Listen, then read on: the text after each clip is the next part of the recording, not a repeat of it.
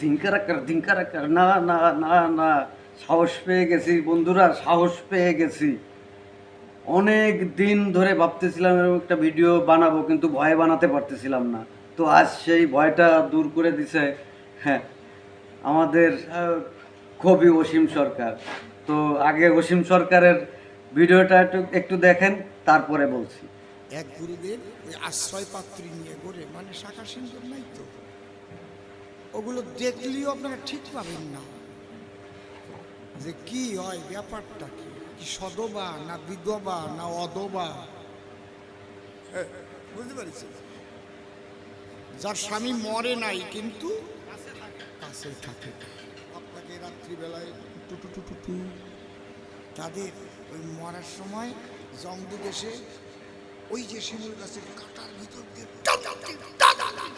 টানতে নিয়ে যায়। এইবার ওই যে আশ্রয় পাত্রী ভাবতেছে, ও তুমি তো আমার নিয়ে সব আর ওই সব করো, তাই তো আমার ওই কাটার খোঁচা খাতি আমি তোমার কাছে আর থাকবো না। এইবার আশ্রমে যাইও আর এক ঘরে শুয়ে পড়েছে। কয় রাধে তুমি ওখানে কেন? কয় কৃষ্ণ তুমি দূরে থাকো, ওই কাটার খোঁচা আমি আর খাবো না। তুমি আজকে কি বলিস, ওই বৈরাগীর দলের স্বভাব যদি সবাই নেয় তাহলে সনাতন ধর্ম শেষ হয়ে যাবে, সংখ্যালঘু হয়ে যাবে, এমনি সংখ্যালঘু, তারপরে চিড়িয়াখানায় আর পাওয়া যাবে না একটারও না, সন্তান আদি হবে না, শাখা সিঁদুর ভেঙে একদম চলতে হবে। আপনারা সবাই তাহলে ওই কায়দা না ইয়ে না করে করা যায় যায়। আরে তো এগুলো করছে, এরকম তেল মারা গুরুর অভাব নাই। কয়েকটা উদাহরণ দেয় আমার স্বচক্ষে দেখা। তখন আমি 7-8-এ পড়ি, টিফিন পিরিয়ডে স্কুল পালিয়ে রাসের মেলায় গেছি। রাসের মেলায় গেছি, ঘুরতেছি ঘুরতেছি, হঠাৎ দেখি একজন গুরু, পিছে তার শিষ্য মানে 50 থেকে 60 জন। তো ওই গুরুরে নিয়ে ঢুকছে মিষ্টির দোকানে, ভক্তরা শিষ্যরা চারিপাশ দিয়ে বসে আছে। এখন ওই গুরুর গালের ভিতরে মিষ্টি একটা ঢুকাই দেয়, গুরু এই জিব্বে দিয়ে নাড়াচাড়া দিয়ে ওটা আরেকজনে হাত পাতে, এক শিষ্য সে টপটপ খেয়ে নেয়। ব্যাস, এর কিছুদিন পরে আমাদের গ্রামে এরকম একজন গুরু আসছে। সেই সময় মোবাইল মানে অনেক স্বপ্নের ব্যাপার ছিল। তো ওই গুরু কিছু শিষ্য বানাইছে এবং মোবাইল সেই শিষ্যের কাছ থেকে কালেকশন করে করে এটা মোবাইল কেনবে। যদিও পরে শুনছি ওই গুরু ক্যান্সারে মারা গেছে, যাক সে আলাদা কথা। কিন্তু ওই গুরু পান খাত, শিষ্যরা চারিপাশ দিয়ে বসা থাকতো, আমার চোখে দেখা গুরু গুরু পান খেয়ে চিবি ফেলবে, শিষ্য এরকম হাত পাতাইছে, হ্যাঁ, শিষ্যর হাতে চিবি। তখন যে কত খারাপ লাগছে, কিন্তু যেহেতু কোনো বলার মতো কোনো মাধ্যম ছিল না, তাই বলতে পারি নাই।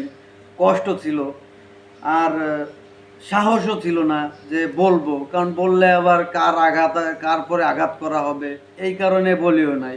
আরেকজন গুরু, হ্যাঁ, সে গুরু আবার পুরুষ মানুষ, মহিলা সাজিয়া এরকম সিংহাসনে বসে থাকতো, হ্যাঁ, শিষ্যরা চারিপাশ দিয়ে, বাবা কত না মা কত এটা আমি বলতে পারবো না। তবে ওনার এক শিষ্যর কাছে আমি জিজ্ঞেস করছিলাম, আচ্ছা আপনাদের গুরু এই মহিলা সাজছে কেন?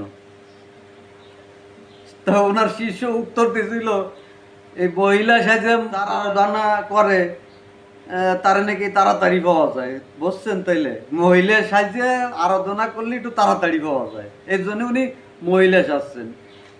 অবশ্য 2002-3 সালের দিকে তখন তো আর সামাজিক যোগাযোগের মাধ্যমটা এত বড় ছিল না, বা সবাই জানতো না। তবে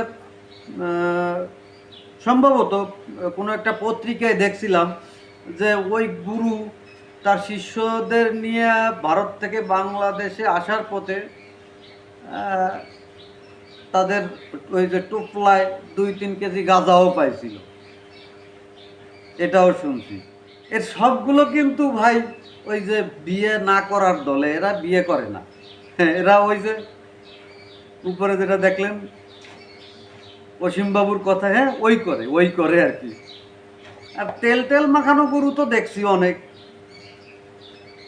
সবচেয়ে কষ্টদায়ক যে বিষয়, আর আমার কাছে সবচেয়ে বেশি হিট করছে যে বিষয়টা বন্ধুরা, এই 2026 সালে এসে একজন মাল্টি ট্যালেন্টেড পারসন, বিশ্বাস করেন তার মেধা মনন, তার বর্তমান পজিশন, এর পিছনে এই গুরু মানে সে যদিও আমার সামনে বাবা বলছে, বাবা বলতে একটু ইতস্তবোধ করছে, মানে আফসা আফসা বলছে বাবা, কিন্তু বোঝা গেছে যে উনি ওনারে বাবা বলছে। তো এই বাবা টাবার কি ভূমিকা এনার পিছনে, এই ভদ্রলোকের পিছনে ছিল আমার জানা নেই, বা আমি বলতেও পারবো না, কোনোদিন দেখিও নাই। তবে ভদ্রলোককে আমি বহুত দিন যাবত চিনি। যাই হোক, আমি আর সেই ভদ্রলোক এরকম পাশাপাশি কথা বলতেছি, হঠাৎ করে ওনার বাবা চলে আসছেন, মানে গুরু। হ্যাঁ, আমার সামনে বাবা বলছে একটু অস্পষ্ট। আচ্ছা বাবা কোহানে এরকম উঠে গিয়ে বাবা কোন জায়গায় শোবে থাকবে টাকবে, হ্যাঁ এরকম একটা ব্যবস্থা করছে। জানি না সেই বাবা বিয়ে করছে কিনা। আরে যারা বিয়ে করে না, আরে ভাই যারা বিয়ে করে না মানে কি বাপ এগে বাপ ডাকবে কিনা? এগে বাপ ডাকতে হবে কেন, কোন কারণে? আরে তারা নিজেরাই তো বিয়ে করে না, বাপ ডাক শুনবে না বিদায়। যাক সে কথা। এখন কি জানি, ইউটিউব ঘুরে টুরে একটা জিনিস দেখলাম, যারা বিয়ে করে না তারা বিশেষ প্রক্রিয়ায় পুরুষত্ব নষ্ট করে। এখন এই বিশেষ প্রক্রিয়াটা কি সেটাও স্পষ্ট আমি দেখি নাই বা শুনি নাই, এখন পর্যন্ত পাইও নাই। তবে একটা পাইছিলাম ইট বান্ধা, আমি ওই ইট বান্ধাটুকুই থাক, এর থেকে বেশি আর কিছু বলতে চাচ্ছি না। প্রক্রিয়ায় পুরুষত্ব নষ্ট করার 3টা দিক আমি দেখছি আমার এই বয়সে। প্রথম, সেটা মানুষের বেলায় অ্যাপ্লাই হয়েছে সেটা দেখি নাই, তবে গরুর বেলায় যখন আমাদের দেশে সাধারণত লাঙল চাষ করা হতো বলদ দিয়ে, তখন ষাঁড় গরু থেকে বলদ বানানোর জন্য বাঁশের চটা এমনভাবে ধারালো করতো কোনো এক শ্রেণীর মানুষ, তাদের পেশাই ছিল এটা, যে ওই বাঁশের চটা দিয়ে একটা ষাঁড় গরুরে বলদ বানানো। আচ্ছা, এর পরবর্তীতে একটু আধুনিকতার ছোঁয়া পেল, তখন কি আসলো? চাপা কল। চাপা কল বলতে আপনারা বুঝবেন, এই যে বিদ্যুতে যারা কাজ করে, বিদ্যুতের তার যারা জোড়া লাগায়, 2টা তারের সংযোগ যেটা লাগায় এরকম, ওইটাকে এইভাবে লাগিয়ে চাপ, জোরে চাপ দেয়, এই চাপ দিলে তারটা জোড়া লেগে যায়। ঠিক এরকম একটা ছিল, আমার ছোট কাকা অফিস থেকে পেয়েছিল, এবং ওনার সাথে আমি ঘুরতাম, দেখতাম, এবং ওই প্রক্রিয়ায় ওই ষাঁড়টিকে বলদে পরিণত করা হতো। আর বর্তমান একটা প্রচলন আছে আমাদের পাঠা ছাগল।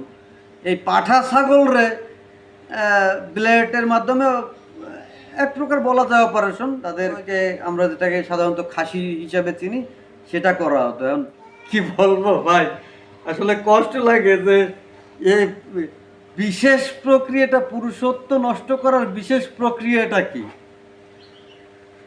বন্ধুরা, আজ এ পর্যন্তই, ভালো থাকবেন।